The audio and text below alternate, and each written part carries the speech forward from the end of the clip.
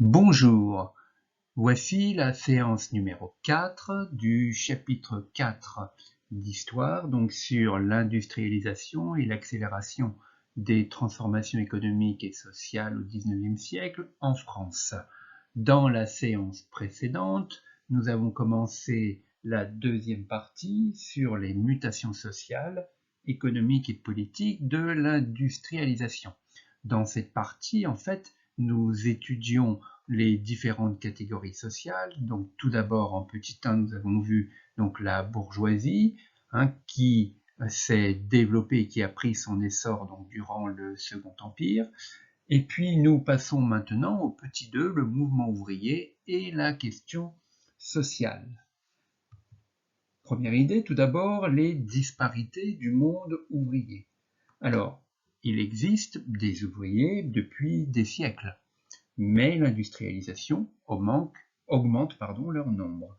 Ainsi, ce nombre passe de 3 millions en 1850 à 5 millions en 1870, ce qui représente donc un quart de la population active.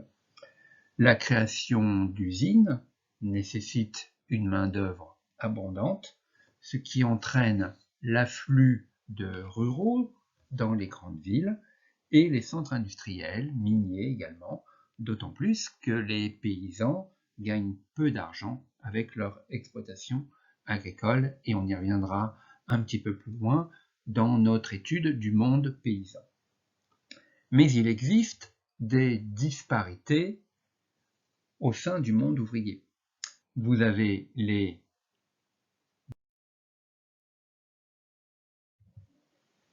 qualifiés, donc vous avez les ouvriers qualifiés.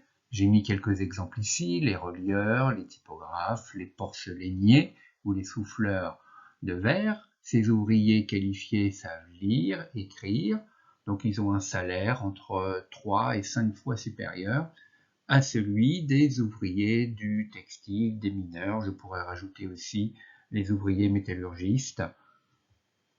Et donc ces ouvriers qui sont moins bien payés, on les appelle donc les ouvriers non qualifiés, dans le textile, métallurgie, sidérurgie, les mines.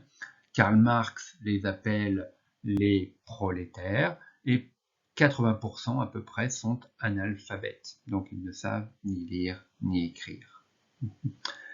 Quant aux femmes, elles sont 2 à 3 fois moins bien payées que les hommes. Je parle ici des femmes ouvrières.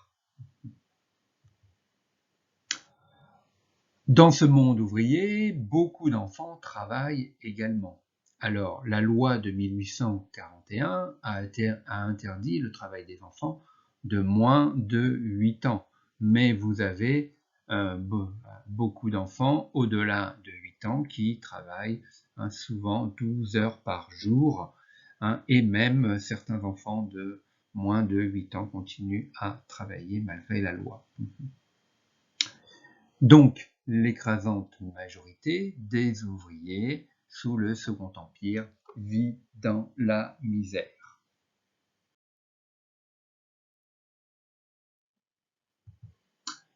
Deuxième idée, la montée des revendications ouvrières.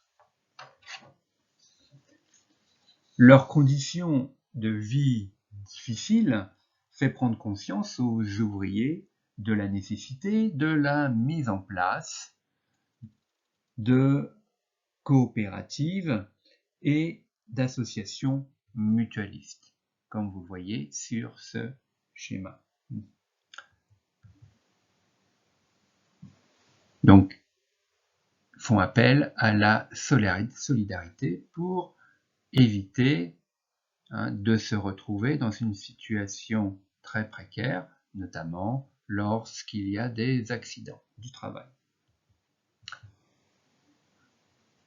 C'est pourquoi ces ouvriers qui se regroupent vont organiser des grèves à cette époque, donc notamment au début du Second Empire. Ce sont des grèves illégales qui sont fortement réprimées par le régime de Napoléon III. Et beaucoup de ces ouvriers sont sensibles aux idées socialistes, pas tous, mais quand même un certain nombre. D'ailleurs, en 1864, donc, est fondée l'Association internationale des travailleurs, qu'on appelle plus généralement l'Internationale, donc AIT, c'est l'Internationale, la toute première. Elle s'appuie sur les idées socialistes de Karl Marx, dont je vais revenir, qui prône une lutte directe contre le patronat et les gouvernements et entend donner un contenu politique aux luttes sociales. Alors, qui apparaît au milieu du XIXe siècle. Alors, le socialisme, donc, c'est, comme vous pouvez le voir ici, l'ensemble des doctrines donc, qui dénoncent tous les abus du capitalisme.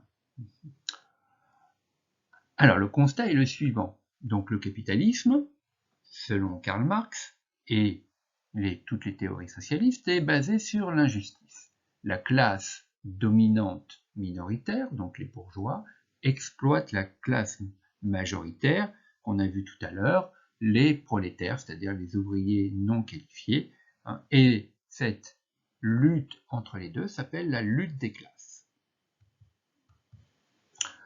Conséquence, pour donc mettre un terme à cette injustice, il faut une révolution. Donc la lutte des classes aboutit à une révolution, c'est-à-dire qu'il s'agit de renverser le pouvoir. Pourquoi? Parce qu'il est au service du capitalisme. Alors, comment mettre fin au capitalisme? C'est là où les points de vue divergent.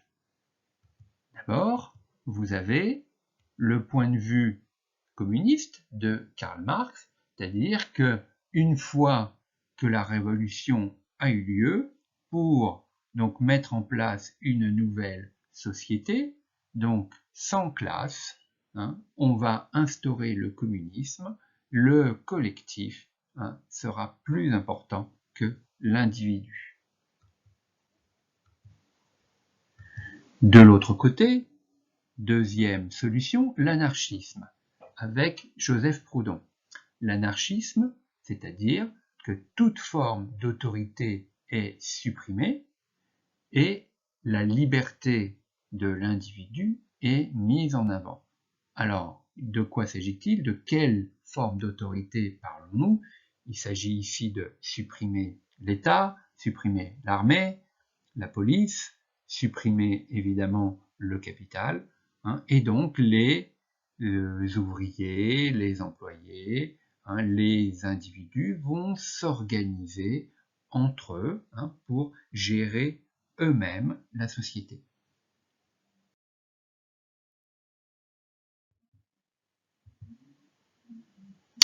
Alors, vous allez réaliser maintenant un exercice concernant la loi de 1864 sur le droit de grève. Alors, je vous présente les documents et les questions qui vont avec. Évidemment, vous avez une introduction qui vous explique la situation du monde ouvrier à l'époque du Second Empire, et vous allez d'abord étudier l'ancienne loi avant celle de 1864. Donc dans ce texte, document 1, vous résumerez la mesure principale de cette loi de 1849 et vous donnerez deux synonymes politiques du mot coalition. Ensuite, deuxième texte, qui s'appelle donc le Manifeste des 60, vous allez indiquer ce que réclament les 60. Ici, vous avez un texte de Henri Tolin en 1864, le 17 février plus exactement. Et puis, à travers le document numéro 3, vous allez donc indiquer à quoi répond la loi Olivier. Est-ce que donc cette loi Olivier répond-elle aux demandes des 60? Et vous allez expliquer votre réponse. À partir de ce document, qui est donc la une d'un journal qui s'appelle Le Monde illustré, vous allez indiquer comment cette une témoigne-t-elle des limites de la loi Olivier. Voilà. Maintenant, au petit 3, qui s'intitule l'importance du monde rural. En premier point, une population majoritairement rurale. Alors, sur ce tableau, vous voyez que en 1871, grâce à un recensement, la population rurale est extrêmement importante. Elle représente 69% de toute la population en France. En 1851, la part de la population rurale dans la population totale était encore supérieure, 74%. Donc ça baisse un petit peu, mais ça reste très très très important. En même temps, vous voyez que la part des agriculteurs dans la population totale est passée en 1851 de 57% à 1871 à 51%. Donc, à la fin du Second Empire, le nombre d'agriculteurs représente la moitié de la population totale. C'est énorme. Alors, les espaces ruraux occupent la majorité du territoire. Ils sont peuplés de nombreux villages et de petites villes. Cet espace fait l'objet d'une politique impériale de modernisation. Alors comment? Par l'amélioration des réseaux de transport, notamment en développant les canaux, les chemins de fer et les routes.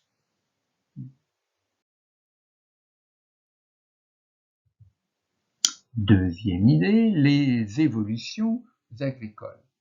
La France rurale bénéficie de la croissance économique. Les régions d'agriculture intensive, le nord et le bassin parisien, se mécanisent et développent la production de pommes de terre ou de la betterave à sucre.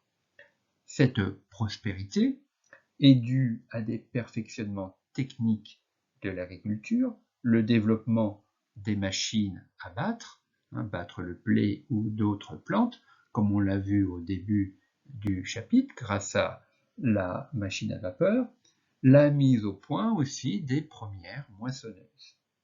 Le chemin de fer favorise également la spécialisation, par exemple dans le Midi, c'est-à-dire le sud de la France, on se spécialise dans les fruits. Dans ce texte que vous voyez ici, vous avez donc un extrait d'une enquête agricole qui a été menée en 1866. L'extrait s'intitule « Des améliorations agricoles dans la commune de Boncé, près de Chartres ». Alors je vais lire le texte comme si nous étions en classe pour l'étudier. Les machines n'ont pas enlevé beaucoup de travail. Quiconque veut travailler trouve toujours à se placer et très avantageusement. En un mot, les machines sont venues prendre la place des ouvriers émigrants, elles sont devenues une nécessité et n'ont point enlevé le travail. On emploie l'engrais artificiel qu'exceptionnellement et à défaut de l'engrais naturel. Alors l'engrais artificiel, il s'agit des engrais chimiques, il y en a très peu à l'époque. Une des causes du peu d'emploi de l'engrais artificiel est le manque d'argent et aussi qu'il n'a pas souvent produit les résultats que le vendeur promettait. L'assolement est triennal. Alors, si vous ne vous rappelez pas de ce qu'est l'assolement, en fait c'est la répartition des cultures sur l'ensemble des champs d'un agriculteur, donc triennal ici, donc ça veut dire qu'il y a une rotation sur 3 ans pour éviter que la terre s'épuise. Et pendant très très longtemps, une partie des champs était en jachère, c'est-à-dire n'était pas exploitée pour que la terre puisse se reposer. La culture intensive est employée. On fait des betteraves. Il y a une distillerie. De là, plus d'engrais, amélioration du bétail, et en quantité et en qualité. On a renoncé au colza par suite des insectes qui le dévoraient au moment de la récolte. Voilà.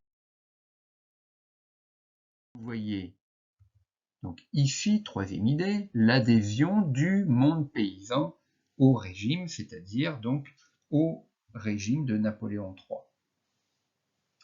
En 1850, la population rurale, comme on l'a vu tout à l'heure, atteint un pic historique. On dépasse, on a vu les 70%. 1 million de paysans émigrent vers les villes durant le Second Empire, ce qui assure le plein emploi dans les campagnes. Les paysans qui ne possèdent pas de terre, notamment, qui vivent dans les situations les plus difficiles, s'exilent, émigrent vers les villes. C'est ce que vous voyez sur cette reproduction de paysans d'Auvergne qui sont en route pour Paris. Dans le même temps, les revenus paysans progressent grâce à la hausse des prix agricoles. Sensibles à la relative amélioration de leurs conditions de vie et sans doute moins attachés aux libertés politiques que les citadins, les paysans soutiennent le régime jusqu'à sa chute, donc en 1800.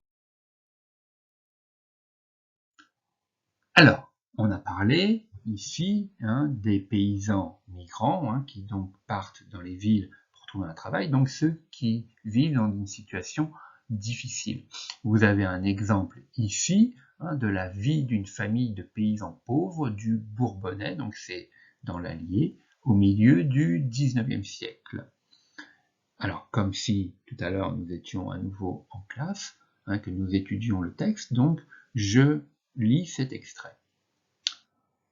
Nous mangions du pain de seigle, moulu brut, du pain couleur de suie et graveleux, comme s'il eût contenu une bonne dose de gros sable de rivière. C'était plus nourrissant, disait-on, de laisser l'écorce mêlée à la farine. La farine des quelques mesures de froment qu'on faisait moudre était réservée pour les beignets et pour les pâtisseries, tourtons et galettes, qu'on cuisait avec le pain. La soupe était notre pitance principale, soupe à l'oignon le matin et le soir, et dans le jour, soupe aux pommes de terre, aux haricots ou à la citrouille avec gros comme rien de beurre. Le lard était réservé pour l'été et pour les jours de fête. Avec cela, des beignets indigestes et pâteux, d'où les dents s'arrachaient difficilement, des pommes de terre sous la cendre et des haricots cuits à l'eau, à peine blanchis d'un peu de lait. On se régalait les jours de cuisson à cause du tourton et de la galette, mais ces hors-d'œuvre étaient vite épuisés. Ah, les bonnes choses n'abondaient guère. Voilà, donc pas besoin de commentaires pour vous expliquer donc la vie difficile de ces paysans qui ne sont pas en général propriétaires de leurs terres et qui, dans des situations très très très délicates, donc partent soit vers les grandes villes, comme à Paris, on a vu les Auvergnats donc partir vers la capitale, soit dans les villes les plus proches pour trouver un emploi qui leur permet de nourrir leur famille. Voilà, le chapitre est terminé.